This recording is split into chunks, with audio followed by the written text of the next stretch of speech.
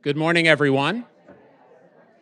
We've got a full crowd here in Studio 919, so I'd ask if everyone can get seated so that we can start our program.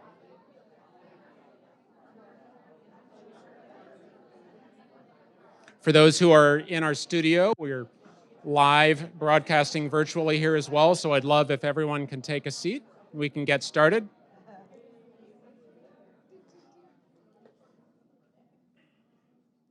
It's just wonderful to see such a full studio this morning, and thank you everyone for being here. I hate to stop the conversation, but hope that the conversations continue after our program is done. Good morning, everyone. My name is Matt Ewalt. I'm our Senior Director of Events and Live Journalism at the Texas Tribune. Welcome to those joining us in person here in Austin and those online for today's conversation, Empowering Tomorrow, the Critical Role of Childcare in Texas Communities, a program in partnership with our friends at the University of Texas at Austin's LBJ Urban Lab. The escalating cost of childcare services poses a significant challenge for many working parents statewide. Certain communities, particularly those facing economic distress, grapple with the emergence of childcare deserts, limited options and availability, attributed to rising prices. On average, Texas families with infants spend nearly $9,500 annually on childcare, constituting almost 14% of the median Texas household income. Meanwhile, low salaries make it difficult to attract people to the field. The average childcare worker in Texas earns less than $25,000 annually. The state's escalating childcare crisis is not only a growing burden on the quality of life of everyday Texans, but also an economic development challenge. We hope today's conversation is valuable to all Texans, from those working on impactful policy solutions and employers prioritizing a sustainable workforce, to community leaders wanting to see families thrive, and parents and guardians who seek the best education for their children at a critical development stage. We are joined today by Cristina Colazo, founder and executive of Todos Juntos Learning Center, Liza Gomez, Vice President, Ready Children United Way of San Antonio and Bexar County, Emily Williams-Knight, CEO of the Texas Restaurant Association and Education Foundation, and Stephen Pedigo, professor and director of the LBJ Urban Lab, LBJ School of Public Affairs, University of Texas at Austin. Our moderator is Texas Tribune Health and Human Services reporter Karen Brooks Harper. Today's program will run an hour with 45 minutes for conversation and 15 minutes for your questions. Here in Austin, we have a mic for our in-person audience, and our virtual audience can also ask questions. They can submit questions online at our Q&A portal, texastribune.org/ask. Our partner for today's program is the LBJ School of Public Affairs Urban Lab at the University of Texas at Austin, a leading research hub for cities, urbanism, and policymaking. Yeah, there is a distinction, sorry about that. As a center for research and best practices, the lab takes the shape of a do tank, relying on real-world opportunities to understand what works for Texas cities and generate insights for communities worldwide. Working with academics, practitioners, policymakers, business leaders, and students, the lab takes on complex urban challenges and offers policies and breakthroughs to build greater community prosperity. I should mention Stephen and the team at LBJ Urban Lab have just published a policy paper titled How Policy Making Can Address Urgent Childcare Challenges and Opportunities in Texas. I know that will be referenced today.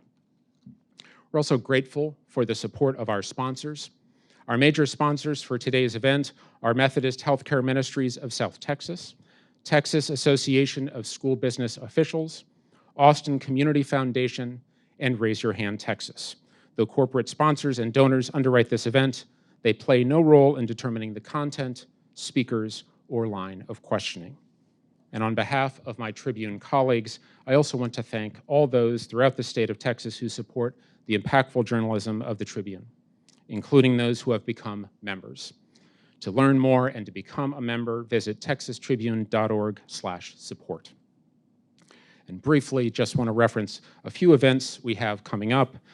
Next week in Houston, we host a conversation titled Faith and Public Life as part of our year-long We the Texans initiative, looking at how people of faith are working to break down barriers and solve some of the state's biggest problems. And we stay in Houston for a program on March 28th titled Texas and the Race to Provide the World's Clean Energy. And this one certainly connects with today's conversation. We partner again with the LBJ Urban Lab for a program on April 18th on the UT Austin campus titled The Future of Texas Downtowns, Who Are Downtowns For? To learn more about these events and several more I don't have time to mention because I'm already talking too long, visit texastribune.org/events. Now let's briefly introduce our panel. Cristina Collazo founded Todos Juntos Learning Center in Austin in 2009 and has worked with her team to establish an innovative and collaborative dual-generation family learning center focused on community, education, and trust. Her experience growing up in poverty in the Rio Grande Valley has given her an appreciation of the importance of strong education and support systems for women and children. Liza Gomez serves as Vice President, Ready Children for United Way of San Antonio and Bexar County.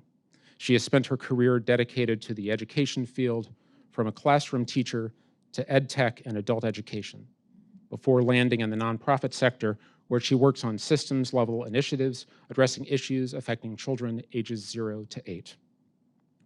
Emily Williams-Knight was appointed CEO of the Texas Restaurant Association and Education Foundation in 2019, having previously held executive leadership positions across the globe in several multinational companies. Under Knight's leadership, TRA is part of a coalition of business groups that formed the Employers for Childcare Task Force, which advocates for public policy reforms to expand working families' access to affordable, high-quality childcare in Texas. And in addition to leading the LBJ Urban Lab, Stephen Pedigo is a professor of practice at UT Austin's LBJ School of Public Affairs. He advises city, university, private sector, and nonprofit leaders who want to make their communities and institutions more creative, innovative, and inclusive. And lastly, our moderator today, my colleague Karen Brooks Harper, is Health and Human Services reporter for the Texas Tribune. She's covered Texas politics for more than 2 decades, other news organizations including the Fort Worth Star-Telegram, the Dallas Morning News, and Reuters. And with that, I thank our panel and our audience for being here today, and I turn the program over to Karen. Matt, thank you very much for that intro. I probably should have read yours before I wrote mine. Thank you so much for being here, everybody in person. Thanks for those who are joining us online. And of course, thank you to our panelists. It's a distinguished group, and I look forward to our conversation today. So we appreciate you being here with us. The childcare crisis in Texas, I think, is it's not really debatable term to call it crisis, right? We are in a situation where, if we're talking about low-income families alone and what the state can do for them, we have 143,000 families, lower-income families, who are taking state subsidies for childcare in order to be able to afford it. That's 10,000 more than we saw a couple years ago. And we have a waiting list of 95,000 waiting for this funding, and that is about 30,000 more than we had a couple of years ago. That is just the tip of the iceberg. And Stephen, I would love it if you could kick us off by talking about some of the research or some of the findings in this research the Urban Lab released this week. Can you just give us a snapshot of the problem that we're looking at here? Sure. So first of all, thanks to the Texas Tribune for the partnership with the Urban Lab. We're super grateful for that relationship, and for Matt and for you as well in terms of crafting the event. So today, the Urban Lab, with my colleague Lance Gilliam, who's a distinguished fellow at our lab, with Clara Belk, who is a graduate student at the Urban Lab, we released a paper today looking at sort of the policy challenges as it relates to childcare across the state of Texas. And really, in this paper, we kind of did a few things. One is to sort of go back and quantify and look to see what are some of the challenges that we all experience. And Matt did a really nice job of outlining some of what some of those data points are, and we'll talk about that in a second. But in addition to that, we held a series of roundtable discussions and interviews with some stakeholders who are really impacted by this ecosystem. So that's childcare providers, that's folks in the policy space, it's some of our folks at the Texas legislature who should be thinking about these issues more broadly. And in addition to that, kind of outlined some of the pain points, but then started to detail what we think are some of the policy prescriptions. And I think we'll get to some of the policy ideas as we go throughout the conversation. I think that as we think about this issue around childcare, I think first and foremost, as we were chatting about in the green room before the event, one of the things I think when we think about this challenge as it relates to here in Texas is that a lot of states have thought about that the way that they frame childcare, not just as an economic development or an economic development challenge, but really have thought about it as an economic development and educational challenges. And one of the arguments that we could be made is that here in the state of Texas, we frame our issue around childcare very narrowly. We frame it through through an economic development lens. In fact, if you look at the state of Texas, our childcare dollars inherently through the state is ran through our Texas Workforce Commission. Now, there's benefits to that, and there's opportunities for that as you can relate and tie that to skill training. But again, it narrowly focuses this issue as solely as just as an economic development challenge, where I think you'll hear from my panelists that really when we think about the childcare challenge across the state of Texas, we should not just be thinking about an economic development challenge, but broadly speaking, how do we think about it as a workforce opportunity and as an educational opportunity as well as we think about the frame of the issue. If we were to unpack the challenges that we face kind of across this issue, it really kind of lands, I think, in my mind, in kind of three areas. First and foremost is that childcare is expensive. In fact, as Matt suggested, families across the state of Texas are spending about $9,500 for infant care annually. That's about 14 to 15% of the median household income across the state of Texas. To just put that to kind of, I think, put that in a frame, that's more expensive than tuition at a public institution in the state of Texas. So it's extremely expensive. Secondly, is just supply of childcare, right? Childcare is just difficult to find. And then when we look in some of our most economically distressed areas, it's even more difficult to find, right? It's more, in fact, we've seen a closure of childcare facilities across the state of Texas. About 5,000 facilities in the last 3 years have closed. It's a significant number. And then if you look at our counties across Texas, more than 250 counties, 50% of them are childcare deserts, right? There are just no childcare facilities. So access to childcare is a challenge. And then thirdly, I think this is something that our panelists, which is great to have folks like in the space, not geeks like me who just write about the numbers, is that it's a workforce challenge as well. Like finding, quality workforce, thinking about how we can scaffold people and career pathway people through the opportunities as it relates is a challenge. In addition to that, folks that work in childcare, the average childcare worker in the state of Texas makes $12 an hour. If you were to look at that and kind of put that out annually, and if you ask yourself if a childcare worker needed to provide childcare service for their own children, they'd be spending upwards of 30 to 35% of their income, depending on where they are. So it's a big issue as it relates to cost, supply, and just workforce. And I think also just the frame is super important in this issue as well. Thank you, Stephen. Yeah. Dr. Knight, I have a question for you about the impact on the service industry, for example, and on the business community. You guys have gotten engaged in this space, and with the legislature we have, and it's business is probably an effective way to jump into it. I recently read that Texas businesses lose $23 billion in costs associated with the lack of adequate childcare every year. Is this mainly a staffing issue, or what are the challenges that are costing the? Yeah, I think first I'll say when we first jumped in the issue, my colleague Kelsey and I, we had people ask us, why is the Restaurant Association talking about childcare? That's not your lane. And it is our lane, and it's our lane because just this week they announced that in the state of Texas, we're the largest private employer. We have 1.4 million people working in our industry. Restaurants aren't a nice to have. You go out and have a great experience, but they also are critical of feeding infrastructure for the state, and that's the lesson we learned in the pandemic. And so restaurants that aren't staffed, restaurants that can't feed, put another stress on communities across our state. And so we started to think about the fact that by 2030, we need another 225,000 jobs. We can't get people to work when 54% of our workforce is female. 60% are under the age of 35. And the last time I checked, you can't actually serve someone from the comfort of your home. Another, I think, really part that maybe we didn't think about at first is non-traditional hours of childcare. So most of us go out at night, we go out on the weekends. We don't have childcare for our families. And so how can we ask someone, even with the incredible increase in wages that we have seen, and the employees have returned, employees are coming back to restaurants, but we can't get them to stay with us if there's nowhere safely to put their children. For me personally, going into a restaurant at the airport, I actually asked a group of women to take a picture with me because I watched them in the morning, 5:30 a.m., all women. Everyone there wanted something. Everyone was racing around, and there were 9 women. And I said, how many of you have kids at home? 8. 8 of them. And so I thought there's 2 reasons for us to get involved. 1, we're a very large voice in the state of Texas. And 2, we need to harness the power of all the entrepreneurs across the state and go to the Texas legislature with one voice, one plan of action, aggregate it. Our elected officials, I truly believe, across both sides of the aisle, will understand the economic impact to the businesses in the Texas, the long-term education impact of what's happening to these children. They're not having that learning until the age of 5.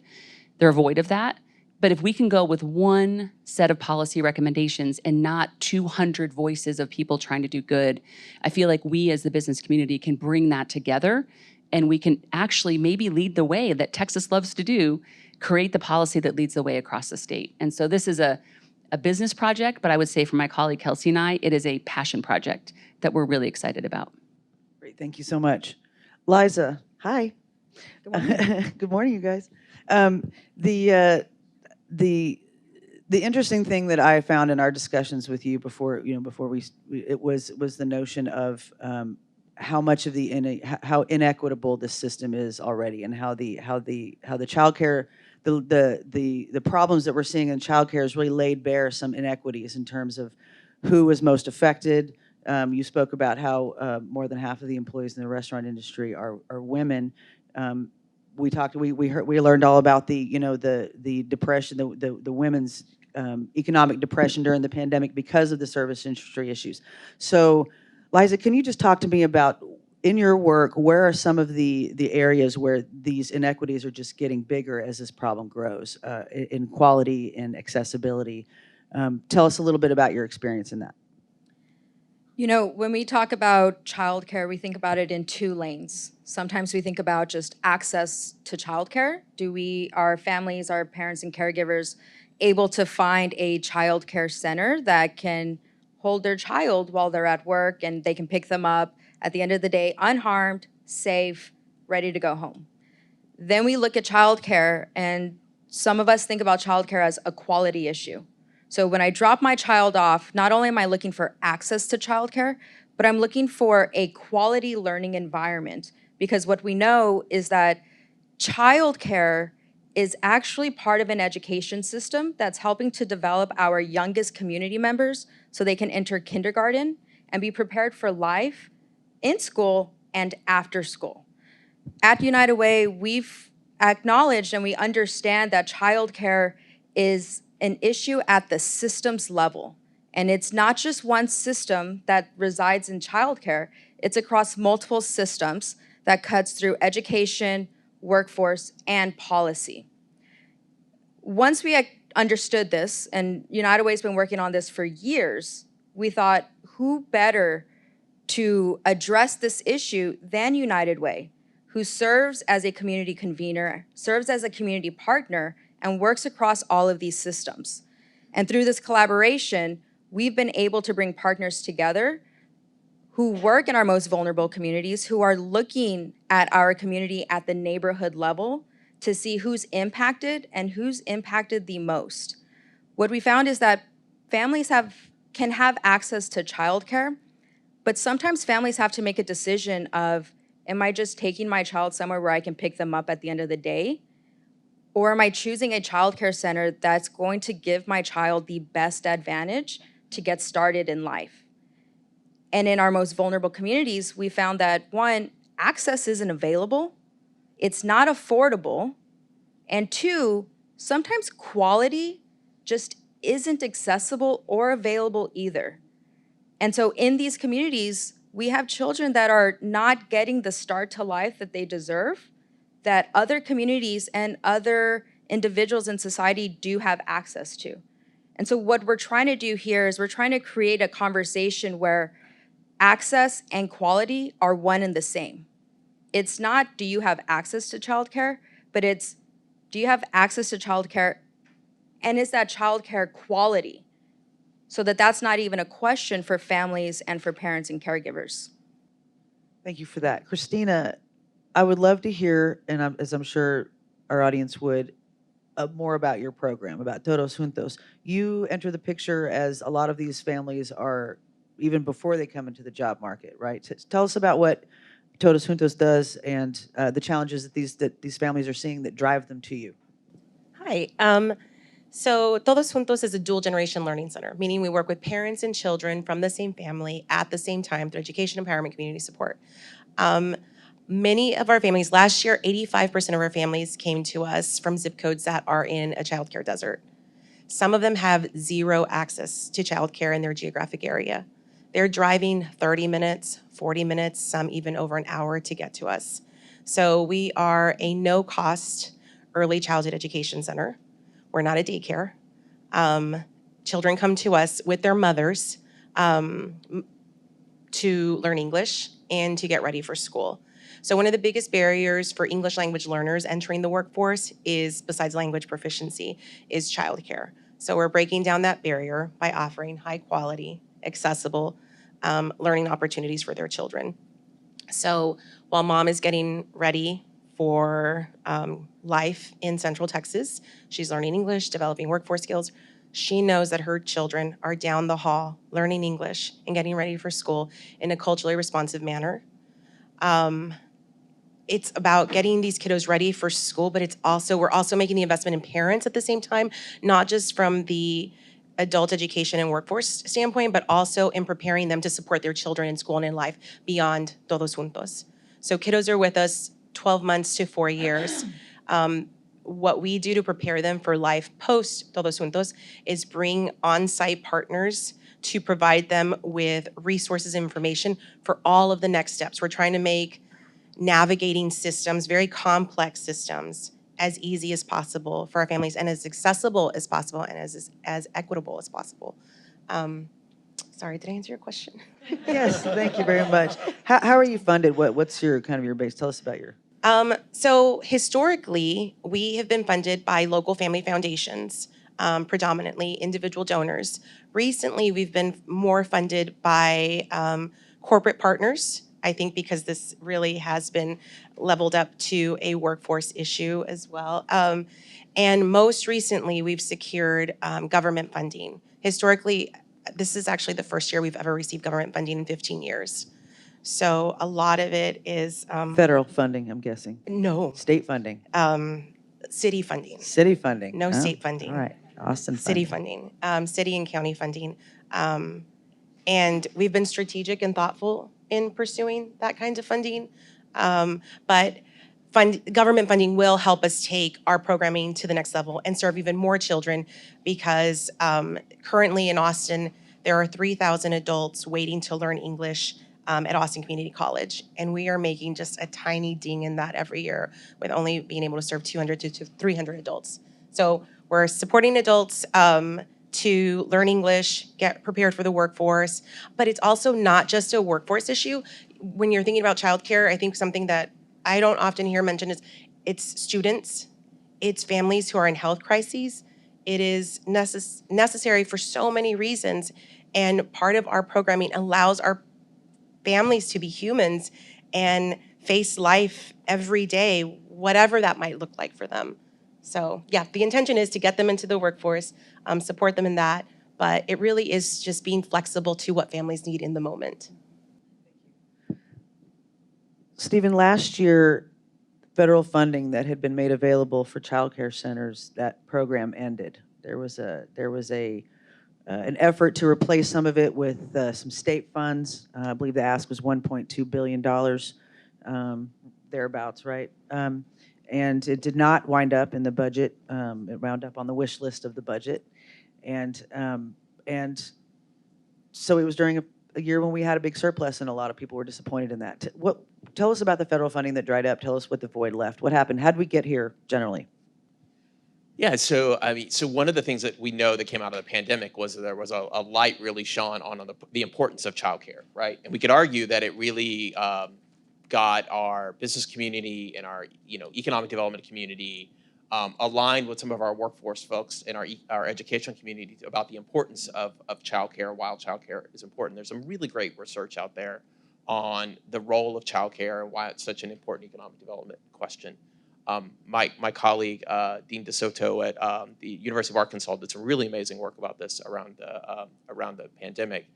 And with that light, there was a lot of folks that there was great effort that was put on to take ARPA dollars, American Rescue Plan dollars, and apply those dollars to childcare. And in fact, what we saw across the state of Texas is Texas actually received about 4.4 billion of those dollars, significant dollars, right? Impacting, I think the number is about 11,000 facilities and about 835,000 children. So significant impact.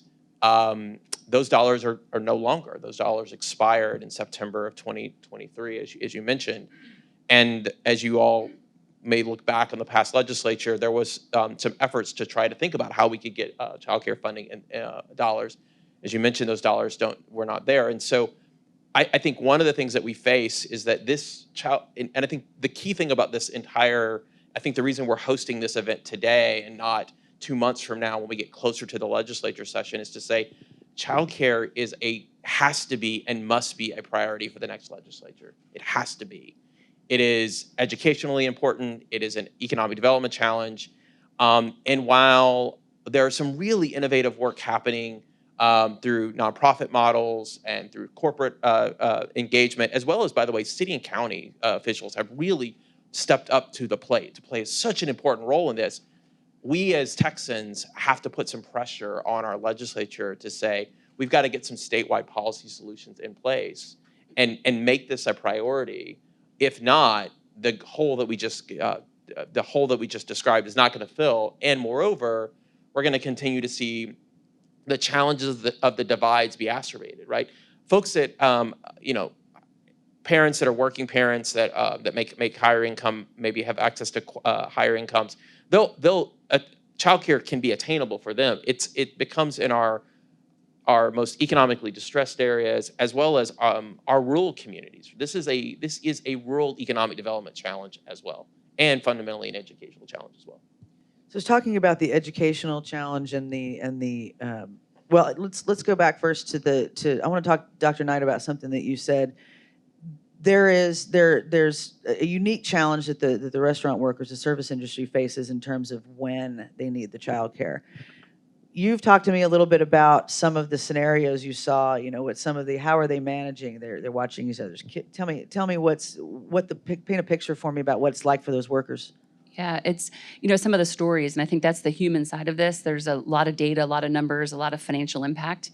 But at the end of the day, these are Texans just like us. And the decisions they're making, in particular the women in our industry, when we kicked off the call with our partners, the childcare call, there was a number of our restaurants that had children running around them, and they sit in a booth and they color because that parent doesn't have a choice to stay home. They have to come to work. And so a lot of our employers, because of the workforce, the number of folks that we have, create solutions where you may go into a restaurant and say, why are there kids back there? Well, the kids are actually the children of the parent who's working maybe in the back or the front of the house.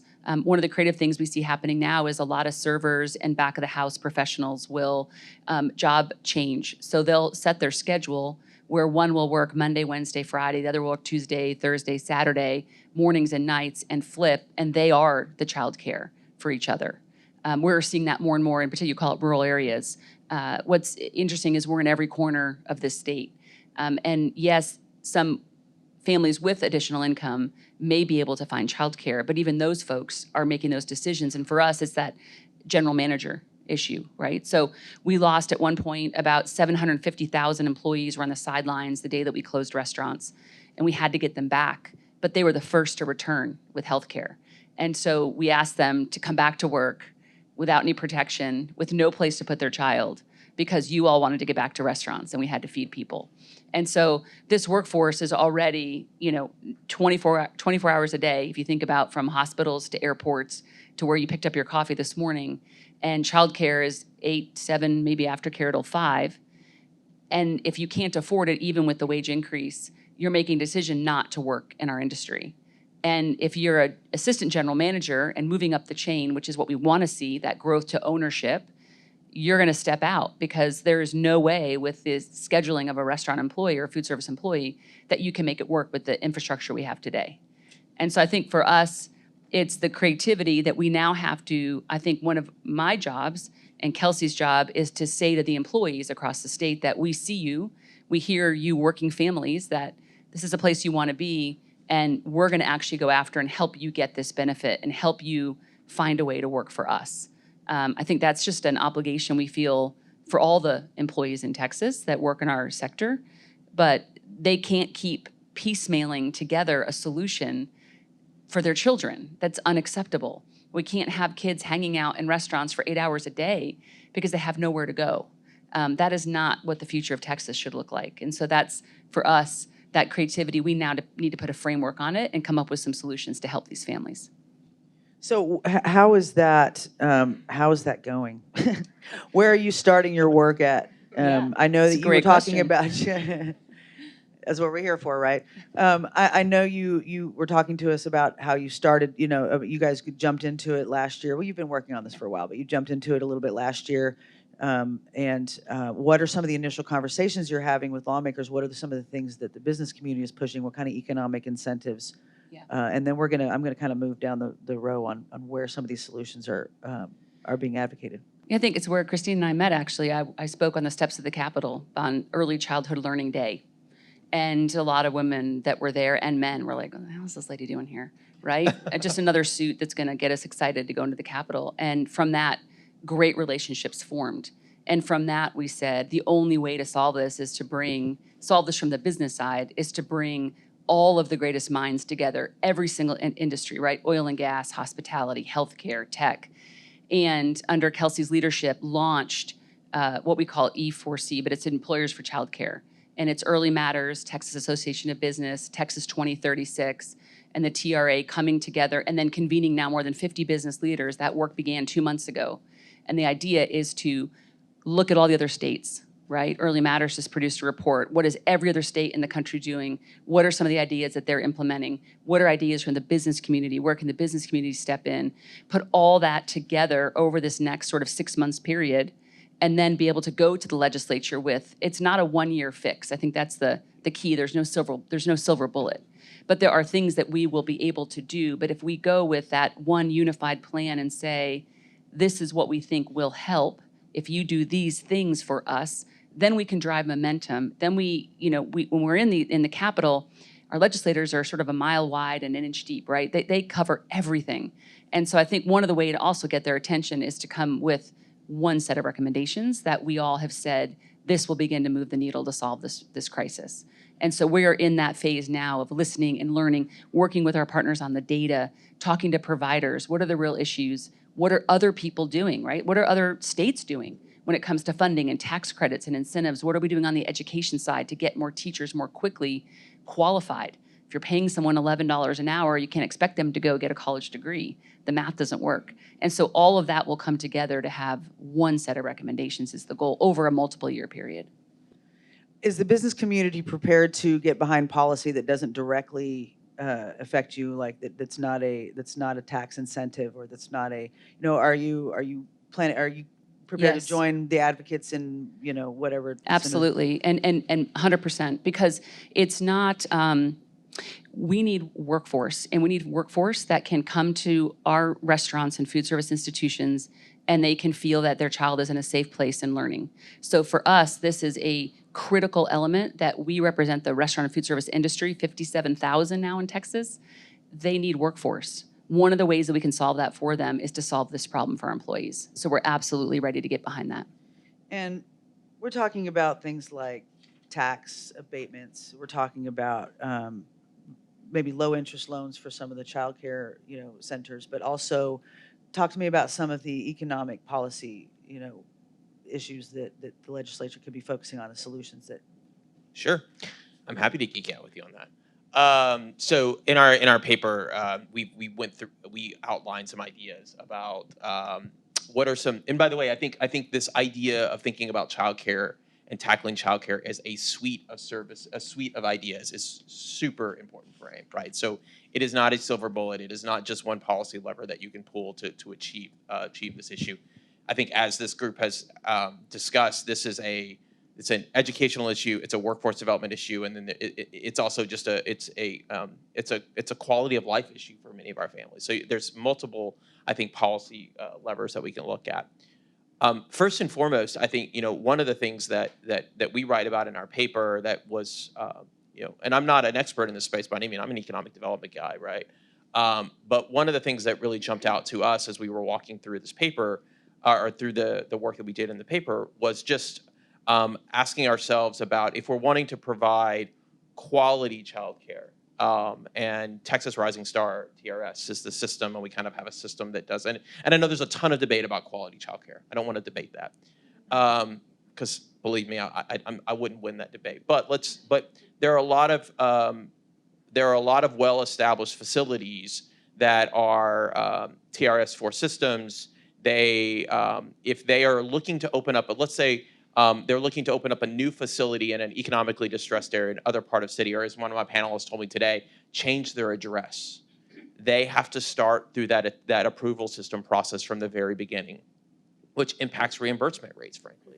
So that in itself is just a slight policy change that if we want to incentivize the franchise, the folks that are franchisees owners or folks that had been really successful models in our community, that is a policy change that's easy to do that could incentivize additional investment. So that's just one idea that we unpacked.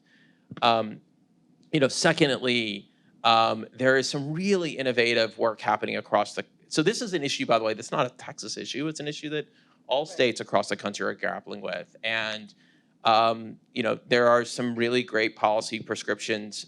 My former colleague at the LBJ school, Cynthia Osborne, who's now at Vanderbilt, has done some really amazing work with her prenatal. I'm screwing up the name, and she'd be mad at me because I got the name wrong. But nonetheless, it's a great group that has looked in catalogs and best practice examples. But just recently, in the state of Kentucky, for instance, Governor Brashear and the legislature there passed. They essentially called the business community up to the table and said, okay, you want us to identify this issue, so we're going to incentivize you to get in the game, so to speak. And so they're now reimbursing employers for employees that make 100%, 50% below the median state wage. They're reimbursing childcare up to 100%. For employees that make 80% of the median, 80% of the wage, they're reimbursing up to 20%. So there is some really innovative policies that are happening at the state level that we can look to, and then not to mention, right? I think that this is obviously an issue that we have to address at the state, but there's some really great work happening at the local level, and there's some really interesting policy prescriptions happening there. Here in the city and the county of Austin, I saw Councilmember Alter here. It's a huge focus for this council in terms of thinking about how the role that the city of Austin plays and how do they think about delivering on those services with their partners, but also holding businesses accountable that are looking for 380 incentives, right? Or if we're doing new workforce development initiatives, how do we match childcare? So again, I think there's a lot of policy prescriptions, and I'm kind of rattling on, but there's a lot of prescriptions to think through, and I don't think, as was mentioned here, it's not just a silver bullet. Well, and can I just add real quick, and I think it's the complexity too, right? So in some cases, even just changing the current law in Texas or how you can open a child care center when you're able to market that center after making that investment, if we were able to reduce that right now, you can't open and market that center until 30 days before. Right? So there's other licensing and regulation at the state and local level that we could address. To your point, there's lots of little things that will start to move this needle, but even allowing the private sector to come in a more meaningful way as they've scaled in places like Georgia and Florida, that's something we should be looking at. And if there are little hindrances that are like marketing when you can open, how many dollars you can put towards marketing and put a sign up in front of your building. That's an easy fix. And I think this task force group really is to figure out what are all the little things, prioritize what's legislative at the state level, what's local, and then what are the little things that we can do just to fix and make the market bigger, right? I mean, I think that's also, it's not just the state's responsibility, but how can we partner with the private sector to make it easier to open a center in the state? Yeah, and I would also say being open to different forms of childcare delivery as well, right? So that's hugely important in this space. So, what I just went through and just rattled off was very kind of a traditional kind of market-driven solution.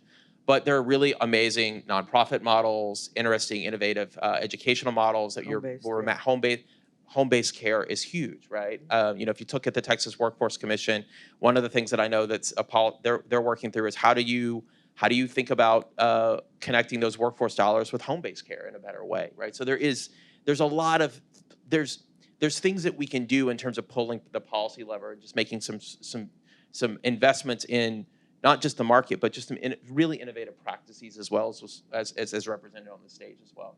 Liza, you guys are advocating for a rise in the reimbursement rates, which currently don't, right? Which currently doesn't, or you're hoping for anyway. That's what one of the policy areas you think could be improved. Talk to me about what that would do. At United Way, we have a public policy team, and so we participated last year in the legislative session. We had a number of policies that we were pushing at the state level, one of which included the reimbursement rates. This has been a topic across a number of organizations, number of providers, but it's looking at reimbursement rates that the state provides back to childcare providers to help supplement funding, to help support funding, to help parents afford childcare.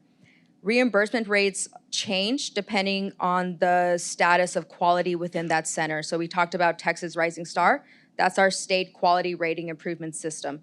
There's an assessment that a center has to go through in order to obtain the Texas Rising Star certification, and they can be rated from a 2-star, 3-star, or a 4-star level, 4-star being the highest. The higher the certification level, the higher the reimbursement rates. However, it costs money to become quality.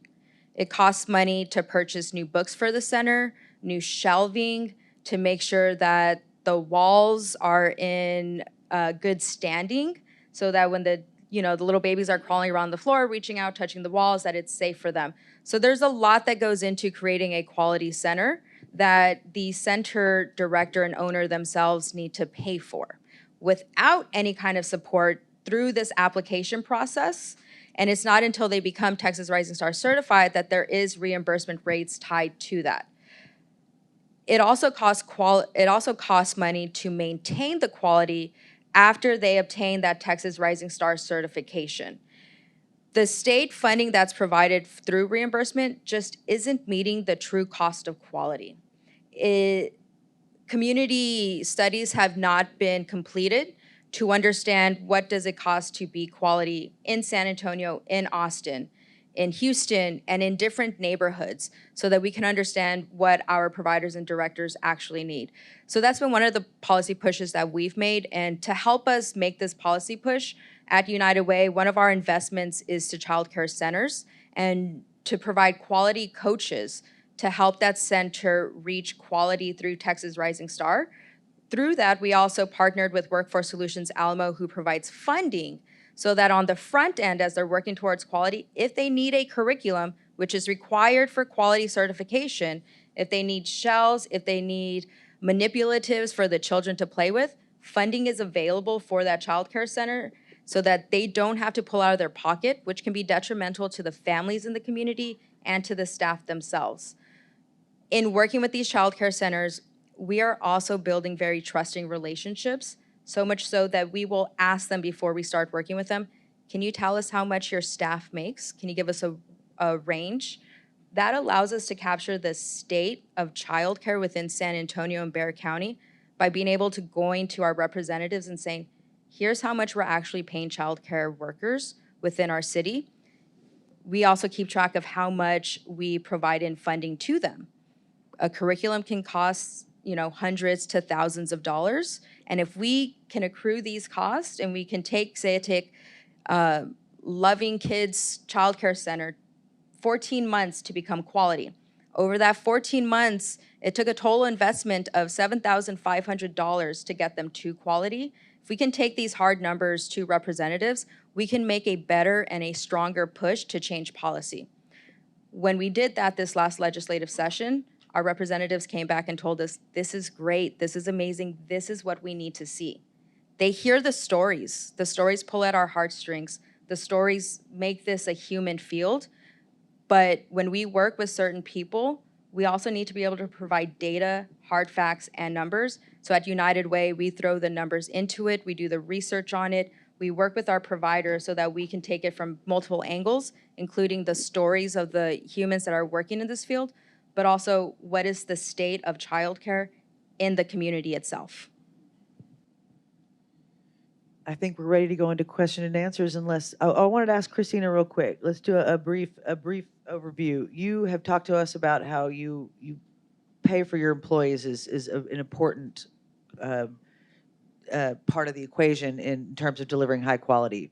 Talk to me about what that does. And then I want Lisa to tell the story about how you guys have this pilot program with the high pay too, but talk to me first. Well, really quickly, I want to say that not only, I mean, subsidies are in any form, I guess, are helpful, right? But it takes a while before you can qualify for that, even after becoming licensed, to apply for that. So that's also important. There are just so many obstacles to getting that support. At Todos Juntos, we're a unique model. We offer no-cost child care and early learning for the kiddos that we work with. It's really important for us that we honor our working staff members who are most all working mothers as humans first. And so we compensate them well above the state average. We also ensure that they're able to have a work-life balance so that they can honor their personal and professional responsibilities. That's a big one. I once heard a story from a childcare worker who said, you know, my child was sick today. This wasn't at Todos Juntos, but they said, my child was sick today and I had to find someone to stay home with my sick child so I could go in and take care of someone else's child. And I remember hearing that and just thinking, gosh, I never want that to be the experience of our team. And so our team has unique hours. They arrive well after they've dropped their children off. They leave well before they have to pick up their children. They're off during the year when their children are off, so they're not having to make a lot of sacrifices in terms of their own families. And if they have children who are age eligible for our programming, they're able to bring their children to work with them. So we're really trying to create just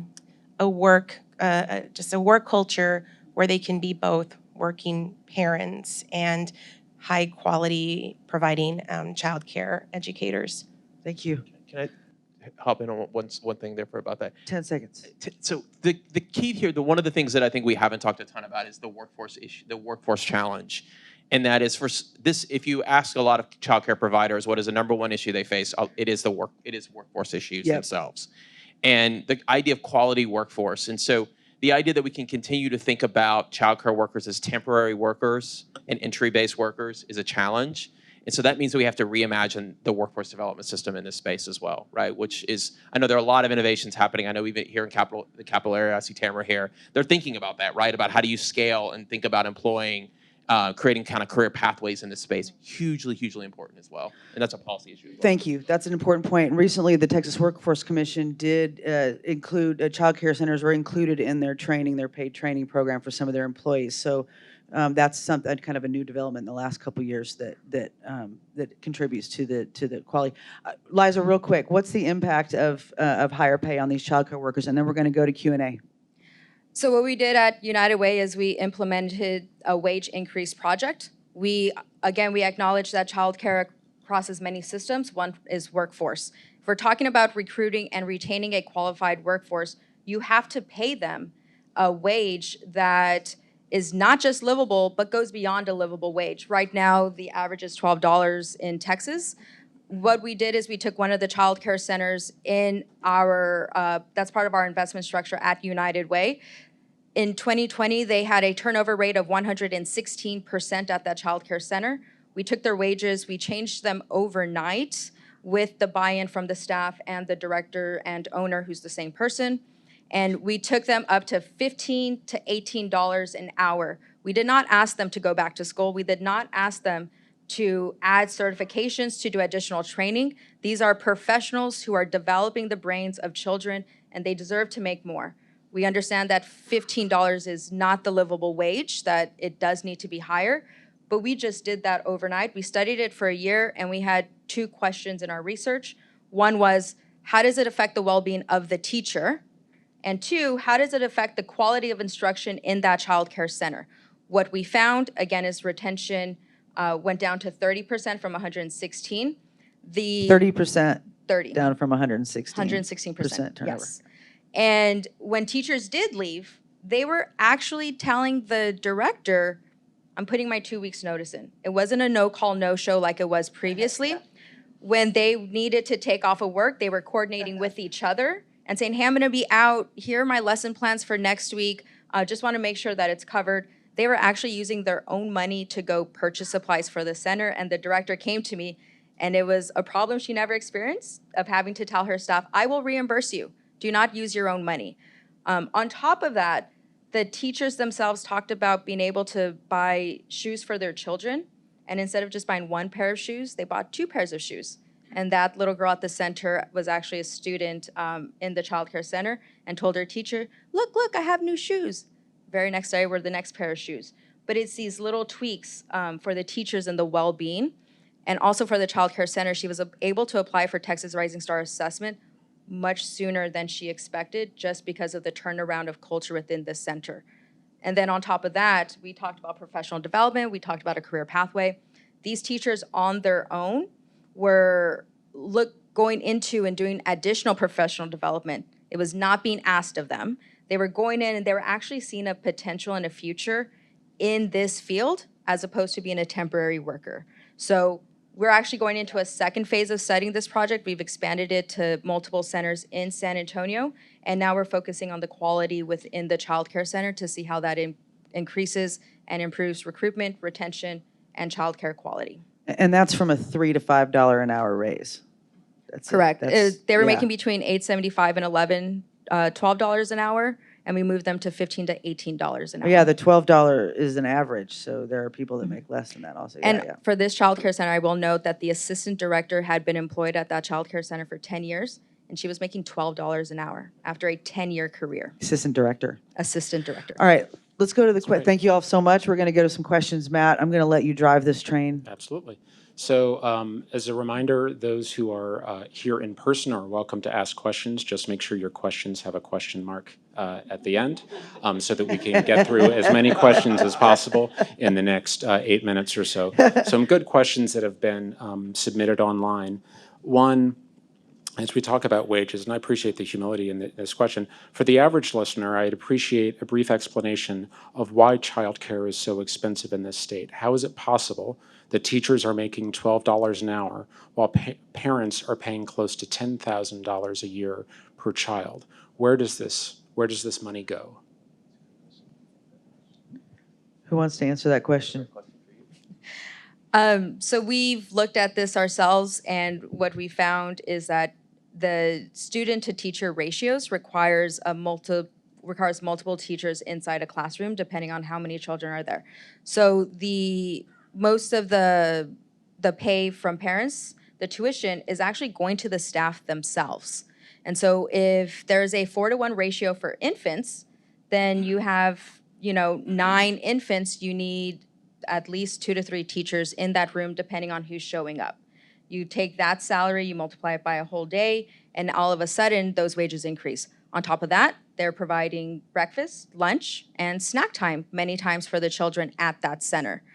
You also have to pay for the books that the children are playing with. There needs to be an outdoor playground as well that is safe for children, and you need to be able to do this for a 6-week-old all the way up to age-school children. So it's not just one classroom where it's one size fits all. It's multiple levels and developmental manipulatives that go for the child. On top of, does the owner rent the building or do they own the building?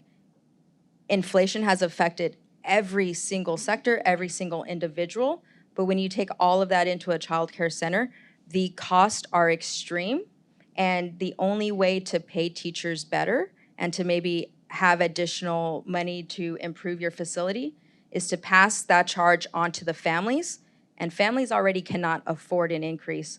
The child care center we worked with in the wage increase project, she knew that it would take $25 extra a week per parent in order to increase wages. For some people, $25 is not an option that they can find in their pocket at the end of the week. And so they're having to incur the cost themselves, which then drives up tuition for the family and keeps wages low for the staff. Can I add context to Yes, that really please. quickly? So we're a nonprofit organization that has 4 core component programs. Early childhood education is our most expensive program. It eats up a third of our overall budget. And 85% of the early childhood ed budget is salaries and benefits for our staff. So it is really expensive to serve children safely. And you can't just add more kids, without the staff to cover it, because these are legally mandated staff to children ratio. It's kind of what we saw in the hospital, the hospital capacity crisis. You can have all the beds in the world, you can have extra classrooms, but if you don't have people to staff them, then they stay empty and there's no tuition coming in. So there's not a lot of ways to adjust that. You're limited in that way, right? And don't forget the teachers, right? So we want a teacher to get a bachelor's degree, but they're going to get a bachelor's degree, let's say for $50,000, and they're going to make $11. So the incentive isn't there from the start for people to put their hand up to say, I want to go into this industry. Right. We're not educating enough people because the cost to wages is completely imbalanced. Thank you. Another question?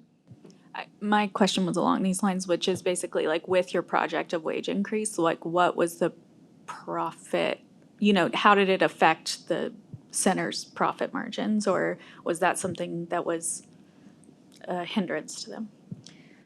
It was a byproduct for the child care center. And so what we found through the study was that parents saw the increase of quality themselves. We did not tell the families or the parents that, hey, starting tomorrow when you drop your child off, that teacher is now seeing a $5, $6 increase in pay. We didn't say any of that.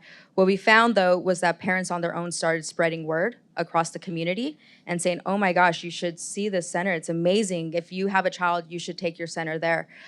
So the byproduct ended up being that the child care owner ended up with a wait list of children that were waiting to be at that center, but her revenue could increase if she could hire more staff to support that wait list of children. When we went into the child care center, her profit for the previous year was $9,000. So she wasn't making money off of this. That $9,000 went into a rainy day fund. We provided a business coach for her to look at her expenses, to look at her financial model, to look at her budget. And we went in assuming we're not childcare owners, we're not in that space. We thought that there'd be like fat to trim. But when you are living paycheck to paycheck, you know where every single penny is going to. And this childcare center knew where every penny went to, and there was no fat to trim. So she had a $9,000 profit the previous year. We're hoping that she does actually plan to open additional classrooms. She had, I believe, 91 children enrolled at the start, and now she's sitting at around 115 children enrolled. So she is increasing her enrollment with the staff to increase revenue.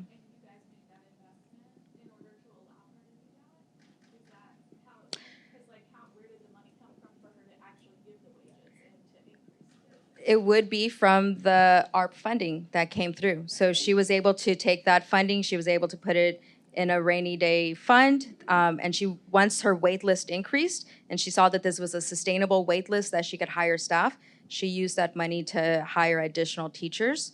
And then moving forward, as we did the second phase of the wage increase project, she's included that staff into the second round for the wage increase we're doing this next round. It's a great illustration of how even just the staff pay issue affects the whole issue. I mean, the whole thing. And the use of the federal dollars, or it could be state dollars at some point, to incentivize model change. Right, that's the key. Right, that's the way we should be thinking about that. Hi, Yes, my name's Tim Kaminsky, and I'm actually a child care provider from the Fort Bend County area. Our family's been in this industry for the last 40 years. and I've been very involved with policy issues for the last 8 years. You're right, the ARPA money helps you in the beginning make that increase. But until you can increase your wages, once you've run through those funds, it doesn't matter how many kids are enrolled in the program. And that's the gap that we're talking about. You mentioned the prenatal to 3 policy program that was done.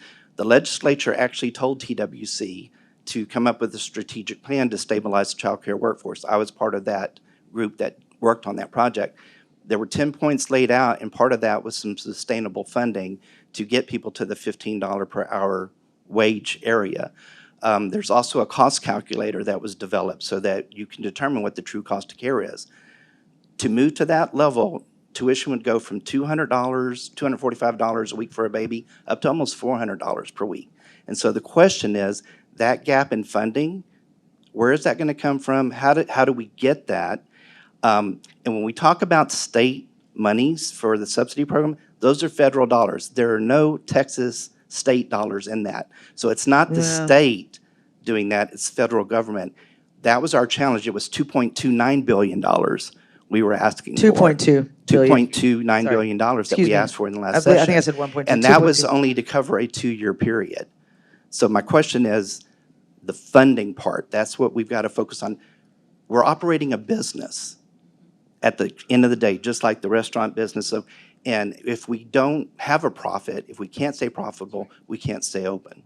So that's the question. Where do you think the dollars could come from within the state's budget?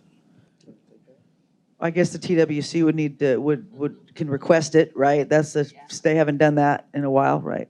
Yeah, I mean, and going back to look at there is this question about the rainy day fund too, right? Where there's a lot of there's dollars there to think about that. I think one of the things that I would suggest is that, I think the reason that, and not to punt that answer, but I am going to punt that question for a bit, like a good faculty member, back to you. But I think the real key point about this is that for such a long time, childcare has been an afterthought issue at the state legislature, right? Or there have been innovative ideas that have come up. I mean, I know when Lance and I were working on our paper, for instance, there were some innovative ideas that were happening and that were starting to make their way through the legislature, but they were such at the end of the session, or they died in committee.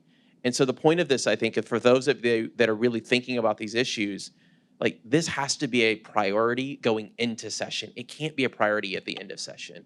And by the way, this is a discussion about public education as much as school vouchers, right? So this is going to have to be part of our agenda as we think about, why is it an economic development issue? Why is it an education issue? And we got to start thinking about those ideas and those frameworks. Now, in our paper, we've outlined some ideas that I won't get into, but you can take a look at it. But let's get it at the front of the policy agenda now, as opposed to the end of the agenda. So we have one more question. to wrap things up. It's after 10, Yep. So none of us will be offended if you guys need to go back to your real lives, but we'll make time for one more And question. we're gonna make sure the report. We have some people asking about where they can find the policy report that you've put together. We'll make sure it's available on LinkedIn. UT is releasing it at 1 p.m. today. Well, then we'll release it at 1 p.m. today. Stay tuned. This question that came in is a terminology question, but I think it's a broader cultural question too, and Christina and Liza may be able to help address this. We all have family for whom a family member looking after a child, because of that person, being such a good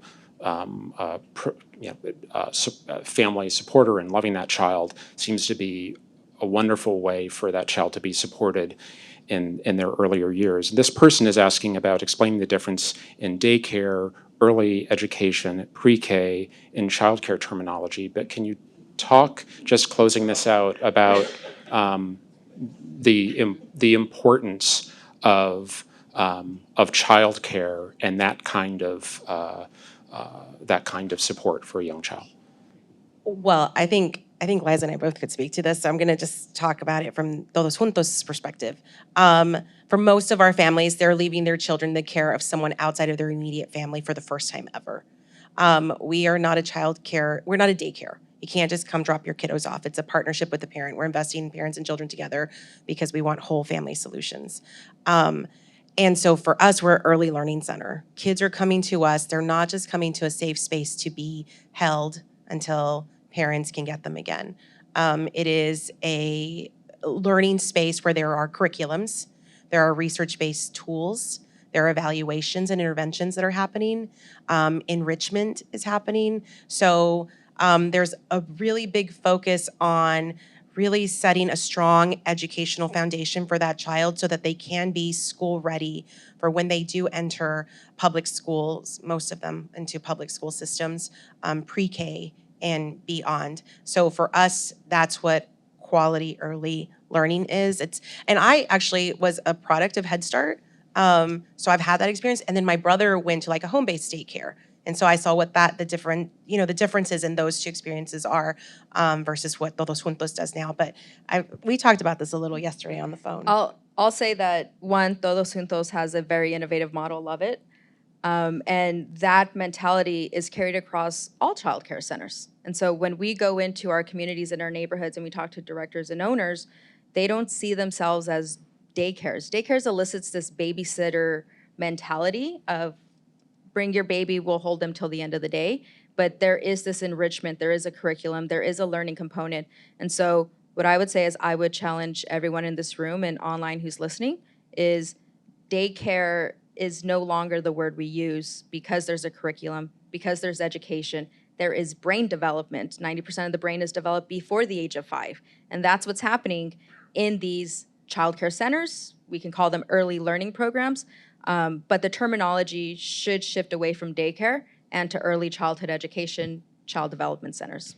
I think too, just one final point is we talked about this morning, the role of TEA, the role of higher ed, they're sort of broken apart. We believe that education happens when you hit a classroom. And I think that's another fundamental change that we spoke about this morning was that's not actually when education begins, that we as a state and policy needs to start at 0. So if 90% of the brain is developed before the age of 5, but we're only invested in solutions from 5+, we have failed. It's that simple. The report card's an F. So I think that's a mind shift, is that when we talk about public education, we talk about education in the state, that it does start at 0. And that is something that does not happen today. Well, and even that, right? Babies are in classrooms. They're learning from the minute they get into our centers. They're not just being cared for. Their brains are growing.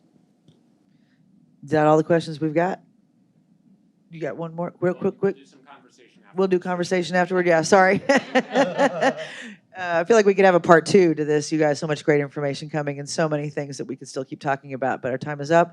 I want to thank you all for being here. Thank everybody. And have a great rest of your week. Yeah.